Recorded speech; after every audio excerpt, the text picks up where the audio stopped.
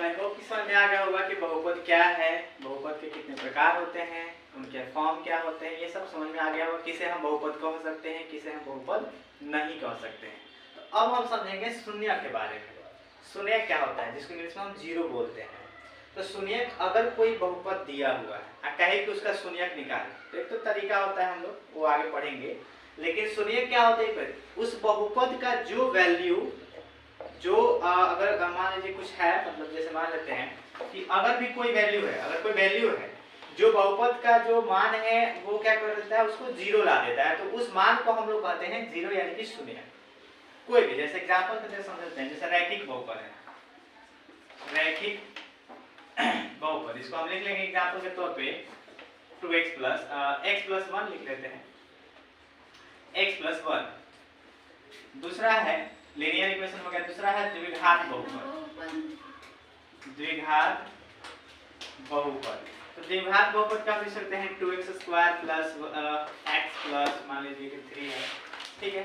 तीसरा लिख लेते हैं त्रिघात बहुपद, त्रिघात बहुपद, इसका लिख लेते हैं ax³ प्लस यहाँ पे 2x³ plus 3x² plus 5x plus 5, इतना हम लिख लेते हैं। तो हम पहले ये समझते हैं कि शून्य क्या होता है। तो हम यहाँ पे सोचेंगे कि x का क्या ऐसा वैल्यू रखें कि पूरा जीरो हो जाए। हम सीधा बात कर सकते हैं कि अगर यहाँ -1 रख देंगे तो -1 और +1 कट के जीरो आ जाएगा। इसका मतलब इसका शून्य क्या हो गया, -1। मतलब ऐसा कोई वैल्यू ले, ऐसा कोई मान ले जिसे इसमें पुट करने पर क्या आ जाए, उसका वैल्यू जीरो आ जाए, तो वो हमारा क्या होता है, शून्यक होता है। तो अब इसके कितने शून्यक हो सकते हैं, तो सिर्फ एक ही शून्यक हो सकता है। x का वैल्यू हम -1 रखे तो -1 + 1 कट के जीरो हो गया, तो इसका मतलब शून्यक इसका कितना हुआ, 1। अब उस 1 शून्यक को हम किसी के द्वारा दर्शा सकते हैं। अब इसमें तो x y z हम नहीं दर्शा सकते हैं, इसे थोड़ा सा अलग करते हैं, तो उसको हम मान लेते हैं, इसको पढ़ते हैं अल्फा। क्या पढ़ते हैं, अल्फा। तो अगर रैखिक बहुपद का पूछा जाए कि कितने शून्यक हो सकते हैं, तो हम क्या बताएंगे, सिर्फ एक, यानी कि जितना पावर उतना शून्यक, जितना इसका घात होगा चर राशि का उतने उसके शून्यक होंगे। इसमें कितना है, 1 पावर, तो शून्यक कितना आ गया, अल्फा, यानी कि 1 आ गया। अल्फा की जगह पे कोई भी नंबर हो सकता है, -1 + 2 + 1 + 2 ऐसे हो सकता है। उसी तरह द्विघात बहुपद के तब कितने शून्यक हो जाएंगे, घात कितना है इसका, 2, तो शून्यक कितना हो जाएगा, 2, जिसको हम बोलते हैं, एक को बोलते हैं अल्फा, दूसरे को बोलते हैं बीटा, यानी कि 2 शून्यक हो गए, जितना घात उतना शून्यक। तो अल्फा हो गया कितना, अल्फा और बीटा 2 शून्यक हो गए द्विघात का। उसी तरह त्रिघात का कितना बहुपद होगा, तो अति शून्यक होगा। तो त्रिघात का पावर कितना अधिकतम, 3, तो इसका शून्यक कितने हो गए, 3, एक हो गया अल्फा, दूसरा हो गया बीटा, तीसरा हो गया गामा।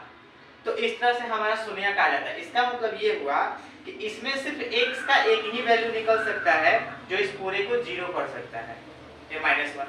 इसमें x का जो है 2 को वैल्यू निकलेगा, जिससे इसका पूरा वैल्यू जो होगा बहुपद का क्या आ जाएगा, शून्यक आ जाएगा। एक अल्फा के जगह पे निकलेगा, दूसरा बीटा के जगह पे निकलेगा, मतलब शून्यक 2 निकलेंगे। 2 ऐसा मान होगा जिसको हम इसमें पुट करेंगे तो उसका वैल्यू क्या आ जाएगा, जीरो आ जाएगा, ठीक है, तो वो शून्यक होते हैं। उसी तरह इसमें कितना निकलेगा, 3 ऐसे मान निकलेंगे जो इसमें पुट करेंगे तीनों को बारी बारी से, तो इसका पूरा वैल्यू कितना आ जाएगा, जीरो आ जाएगा। तो हम बोल सकते हैं कि शून्यक वह मान है जिसको बहुपद में पुट करने के बाद, रखने के बाद उसका पूरा जो मान होता है वो क्या आ जाए, जीरो आ जाए, तो उसको हम क्या कहेंगे, शून्यक कहेंगे। तो जितना पावर उतना शून्यक। अब एक चीज यहाँ से क्वेश्चन आता है, जैसे मान लीजिए ग्राफ है, ठीक, ये जानते हैं आप, ये एक्स एक्सिस है और ये वाई एक्सिस है, ये वाई डैश है, मान लीजिए ये एक्स और ये एक्स डैश है। तो अगर मान लीजिए इसमें पूछा जाए कि इसमें कितने शून्यक हैं, तो हम सिर्फ एक्स का देखेंगे, वाई का नहीं देखेंगे, सिर्फ एक्स पे देखेंगे कि एक्स बार कितना बार कट हुआ है। तो जितना बार कट हुआ होगा शून्यक उसका उतना ही होगा। जैसे यहाँ पे देखेंगे तो एक्स यहाँ एक बार कटा हुआ है, फिर एक यहाँ एक बार कटा हुआ है, फिर यहाँ एक बार कटा हुआ है, एक यहाँ कटा है, यानी एक्स पे देखेंगे। कोई कहेगा सर यहाँ भी कटा हुआ है, कहाँ से कटा हुआ है, तो वाई अक्ष है, तो वाई को छोड़ देना है, सिर्फ एक्स को देखना है। तो एक्स पे 1 2 3 4 शून्य कितना आ गया, 4, पूछ दिया जाएगा, ग्राफ दे करके पूछ दिया जाएगा इसके कितने शून्यक है। मान लीजिए ऐसे दे दिए, इसमें पूछ दिया जाएगा कितना शून्यक हो गया, 2 को शून्यक हो गया, कैसे, तो यहाँ कटा है कि यहाँ कटा है, सिर्फ एक्स पे देखेंगे। अगर मान लीजिए एक और दे दिएगा जैसे ऐसे यहाँ ग्राफ दे देगा, जैसे मान लीजिए ये ग्राफ हो गया, ऐसे दे देगा, कहेगा इसका जब शून्य कितना होगा, इसका शून्य कितना होगा, इसका शून्य 0। क्यों? क्योंकि x पर कोई कटा ही नहीं, तो ये हो जाएगा 0। ठीक है, तो शून्य समझ में आ गया होगा कि ग्राफ को देख करके कैसे बताएंगे। इसमें थोड़ा सा एक बार लास्ट पर बता दीजिए कि कितना शून्य है, हालांकि ऐसा नहीं होता है, फिर भी मैं दिया हूं। जैसे यहाँ शून्य सिर्फ x पे देखेंगे, x अक्ष पे देखेंगे, कितना बार कटा है, एक यहाँ कटा, एक यहाँ 2, एक यहाँ 3, एक यहाँ 4 और एक यहाँ 5, तो शून्य कितने हो गए, 5। हम ये नहीं देखेंगे क्योंकि y अक्ष पे है। तो अगर ग्राफ दे दे और ग्राफ देकर के पूछे कि कितने शून्य होंगे, तो जितना बार x पे कटा होगा हम उतना उसको शून्य मान लेंगे। अगर इसमें पूछा जाए कि रैखिक बहुपद के कितने शून्य होंगे, तो घात 1 है तो 1, अगर 2 घात आ गया तो 2, 3 घात आ गया तो 3, जितने घात उतने शून्य। ठीक है, तो आई होप ये शून्य जो है समझ में आ गया होगा कि शून्य कितने होते हैं।